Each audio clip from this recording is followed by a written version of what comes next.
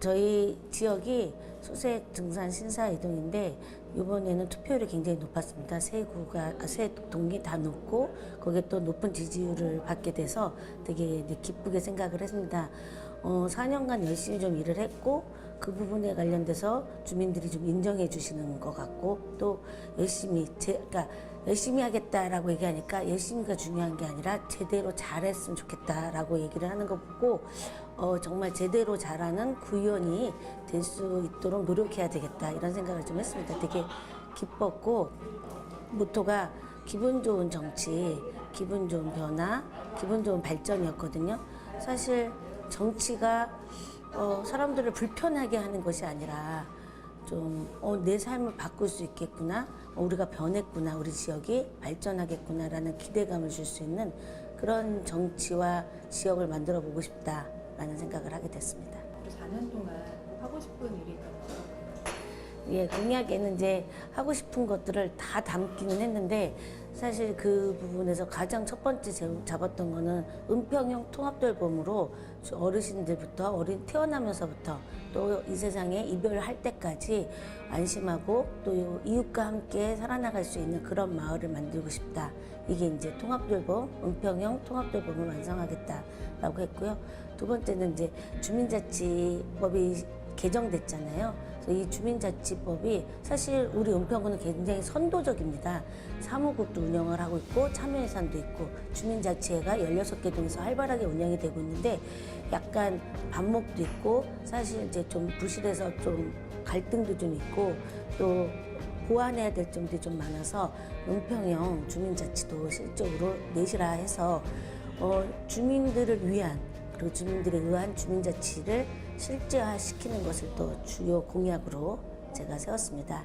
그리고 이제 세 번째로는 동네를 돌아보니까 이거는 이제 처음엔 생각하지 않았는데 예비 후보 이때 딱 결정을 했던 게 뭐였냐면 돌아보니까 임대가 너무 많은 거예요. 건물 비어있는 공간이 너무 많고 그러면서도 그 공간 내에서도 살아내려고 노력하고 있는 소상공인들을 되게 많이 만나게 되고 특히 이제 저희 신사 이동은 이쁜 카페들이 오면서 토요일 일요일이면 꽉 차요, 카페마다. 그래서 이런 것에 대한 전폭적인 지원을 좀 해야 되겠다. 그리고 수색은 굉장히 변화가 많은데 그 구석구석에서 맛집으로 몇십 년을 유지하고 있는 분들이 계셔서 이 골목 경제를 지원하겠다 해서 화재보험도 지원을 하겠다라는 것을 예비 후보 때 딱 사람들하고 의논하고 협의해가지고 골목상권 지역경제 활성화를 세 번째 이제 공약으로 내었습니다.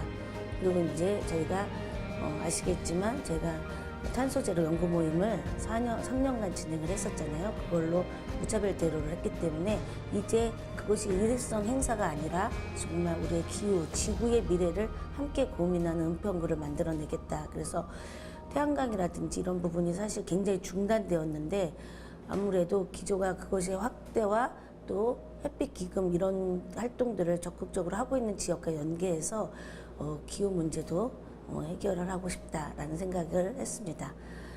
네. 근데 이제 이렇게 이제 공약을 가장 잡았는데 주민들하고 만나서는 지역의 변화에 대한 고민이 되게 많더라고요. 인프라에 대한 고민.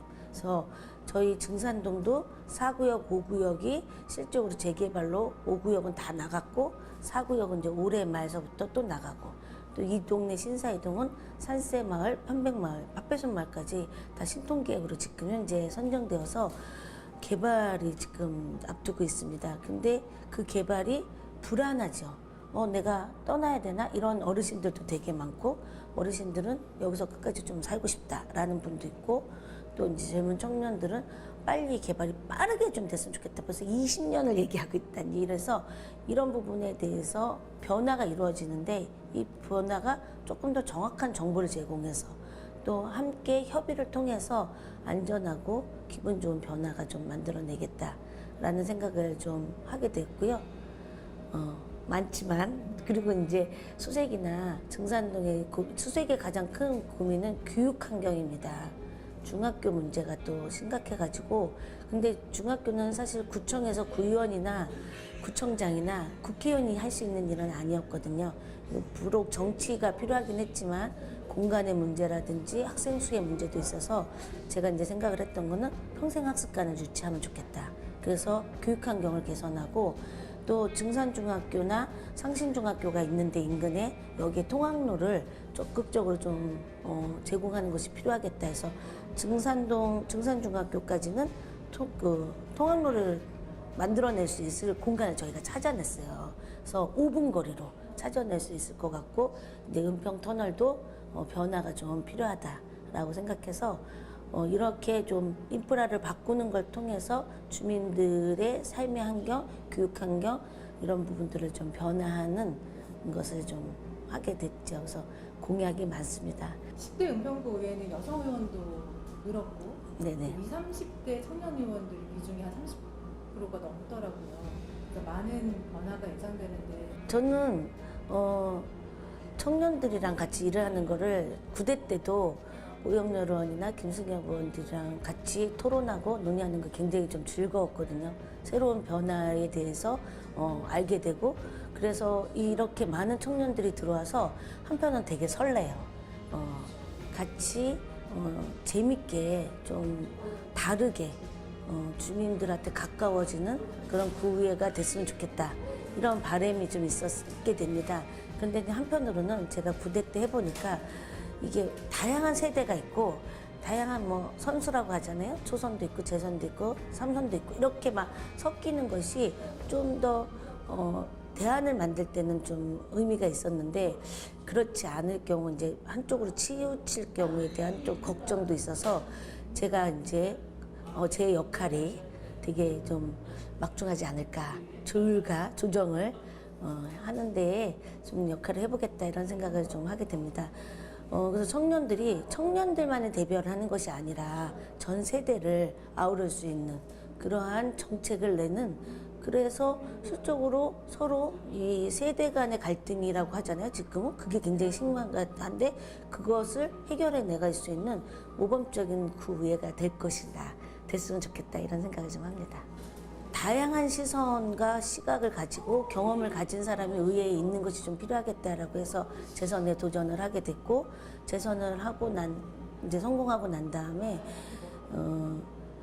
제가 의회 생활 4년 동안 바꿔보고 싶었던 것들을 좀 적극적으로 바꿨으면 좋겠다라는 생각을 하게 됩니다. 이게 실질적으로 바꿀 수 있을지 모르지만 첫 번째는 우리가 가장 지탄을 많이 받고 있는 해외 연수 문제도 국외 연수 문제도 사실은 주제를 가지고 개별적으로 좀 갔으면 좋겠다라고 했는데 그게 되지 않거든요. 절차상의 문제가 좀 있어서 그래서 그런 부분도 좀 바꿔보고 싶다라고 생각을 하고 있고 또 연구 모임이나 간담회 그리고 토론회들을 진행했는데 이 예산이 좀 많지 않아요. 그래서 이런 예산도 좀 해서 주민과의 소통이 굉장히 중요하다고 생각을 했거든요. 왜냐하면 주민들이 이 정치, 구의원, 시의원은 도대체 뭐 하냐.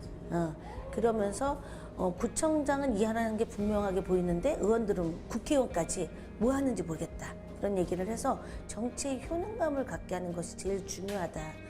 그러려면 주민과의 소통이라고 생각을 하거든요. 이 소통할 수 있는 매개를 다양하게 만들어내는 것 이런 것에 대한 예산을 좀 확보하는 것이 좀 필요하겠다라는 생각이 들고 우리가 얘기했던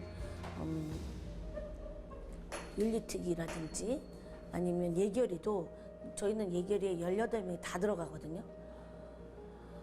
그래서 상임위에서 논의했던 것이 반복되거나 상임위에서 인정됐던 것이 뒤집어지거나 이런 부분이 좀 있어서 예결위 구조도 좀 바꿔보고 싶다라는 생각이 좀 들어요. 그래서 이런 여러 가지 내용들이 그리고 상임위도 좀 다양한 상임위가 있을 수도 있지 않을까. 다른 데는 3개의 상임위가 있더라고요.